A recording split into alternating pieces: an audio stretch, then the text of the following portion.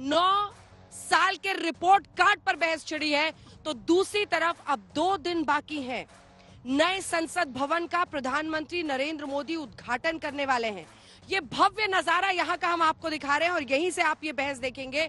लेकिन विपक्ष का कहना है कि राष्ट्रपति क्यों नहीं कर रहे। वहीं दूसरी तरफ सेंगोल में धर्म का एंगल जुड़ गया है। कांग्रेस कह रही है जो कहानी बताई गई कि ये सत्ता हस्तांतरण के लिए किया गया था, वो बोगस कहानी है। पहले ये रिपोर्ट देखिए।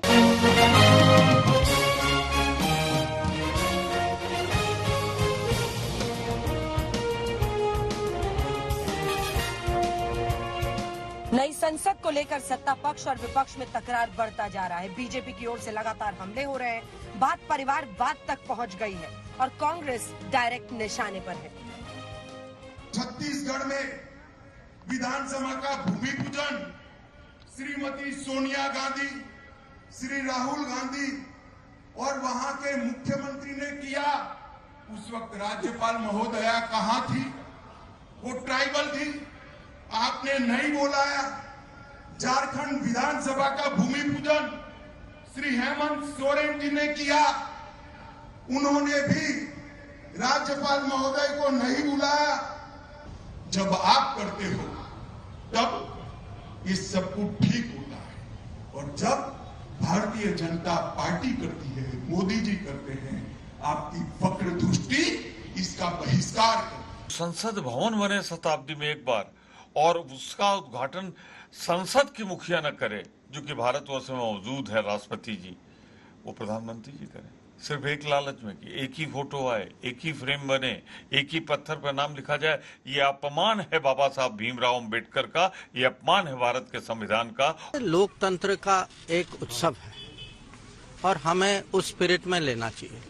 ये विवाद का विषय नहीं बनना चाहिए। ये दुर्भाग्य है अगर ये बनता है, और ये मुझे आप जानते हैं कि कुछ लोगों की ये कोशिश है, पर मुझे लगता है कि राजनीति की भी कुछ सीमा होनी चाहिए।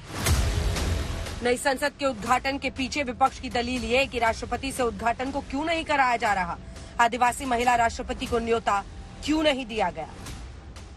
पार्लियामेंट बिल्डिंग के इनॉग्रेशन का बहिष्कार देश के नागरिकों का बहिष्कार है।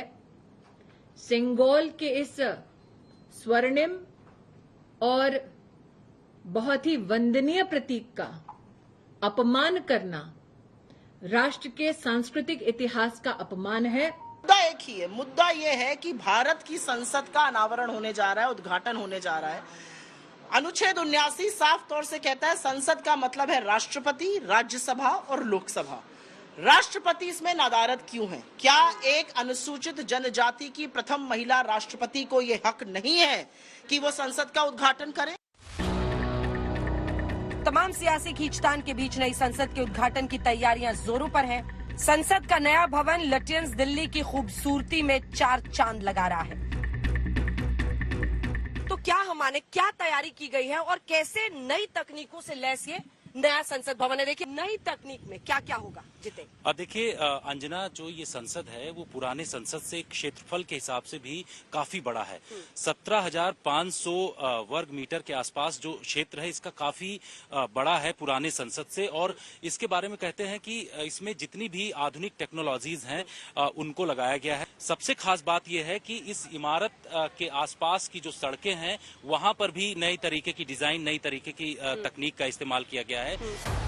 नई संसद में सत्ता हस्तांतरण के प्रतीक सेंगोल को भी जगह मिलेगी। कांग्रेस ने अब सेंगोल के इतिहास, संस्कृति और घटना तीनों को खारिज करना शुरू कर दिया है। कांग्रेस नेता जयराम रमेश ने ट्वीट करके लिखा है कि सेंगोल से सत्ता हस्तांतरण की नेहरू, राजाजी और माउंटबैटन वाली कहानी बोगस है और वो जो सेंगोल है वो नेहरू जी को तोहफे में ही दी गई थी।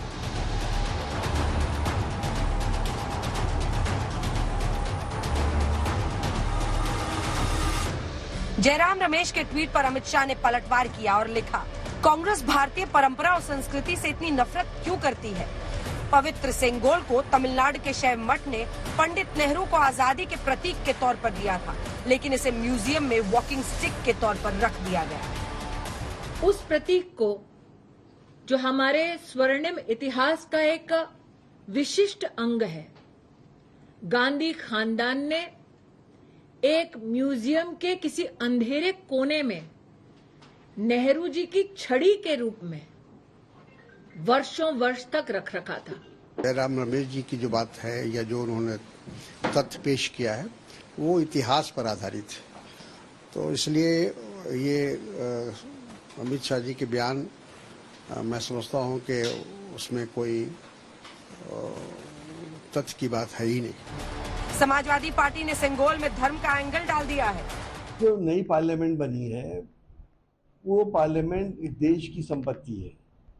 एक रिलीजियस, एक धार्मिक चिन्ह अगर आप लगा रहे हैं, मुझे इस बात की आपत्ति है कि बाकी धर्मों के भी धार्मिक चिन्ह इसके अंदर लगने चाहिए। देश सबका है, हिंदू मुस्लिम सिख ईसाइयों का है।